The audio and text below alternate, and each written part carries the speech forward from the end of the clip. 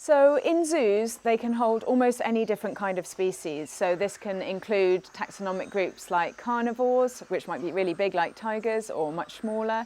Also ungulates, which might be antelope species, also equine-like species like zebras or old wild horses.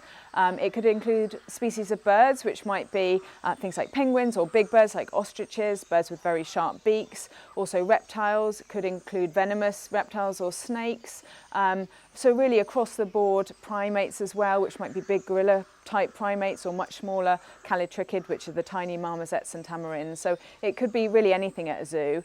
Private collectors, so people who have pets that are exotics, might have exotic snakes and reptiles as well, sometimes some bird species, so you might encounter these types of animals as well.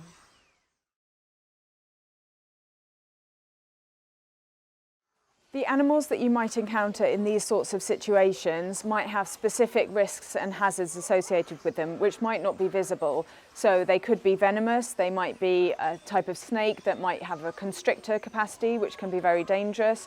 They might have very sharp beaks that could injure or traumatize your eyes. They might have very sharp teeth that can cause very serious infections if they bite you. Other animals, it's dangerous to come into contact with their skin or hairs on their skin because it can cause either allergic type reactions or very sensitization reactions to your skin. And they can also become very aggressive when they are stressed and might end up kicking or attacking people that they wouldn't normally do. It's very important to help with planning for these sorts of situations if you have a good relationship with your local zoos, pet shops that might hold exotics, and wildlife parks, so you can prepare in advance for these sort of situations and also have relevant contact information. There will always be specialists that you can call for advice, maybe send a picture of the animal if you can't immediately get them on site so you know what you're dealing with. Maybe call one of the bigger vet schools who can provide expert exotics advice as well. But it's really important to have these at the ready in advance so you're not worried in an emergency as to who you might get that information from. And it's really important to remember that these animals are very different from domestic species.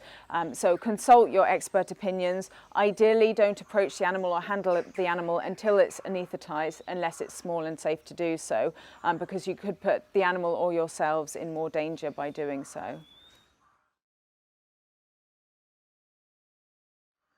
The main piece of legislation it's really important to remember is the Animal Welfare Act. So a lot of these animals might have been injured, they might be suffering even if they don't outwardly show it, because these animals often hide their signs of pain and injury and distress. So if in doubt, euthanasia is probably the best option for the animal, unless there's a vet on site who can advise otherwise. So remember that even if it's an endangered species, this is the key consideration, is animal welfare, obviously after the humans are safe in the area.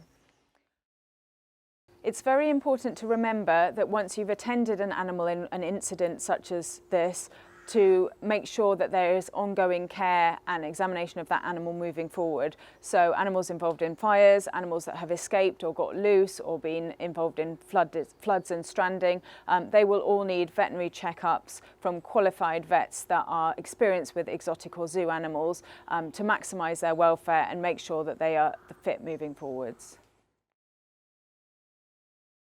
It's really important to ensure that communication between the different responders is at the heart of it, because if you do find that there is an exotic animal involved, it's really important to remember to keep stimulation to a minimum. So minimal noise, no sirens, no shouting if you can help it, because these animals can become very stressed very quickly and it can make the situation worse. The main message that I think is really important to remember is that your safety and the safety of the people around you is the most important thing. So some of these animals can react unexpectedly under stress. They might panic and injure either themselves or people around them, or they could become very aggressive. So it's really important to just take a step back, assess the situation, look after your own safety and those of people around you if at all possible, and the next step will be to contain the animal and then consult expert opinion early on so you can get advice from people who are used to dealing with these animals.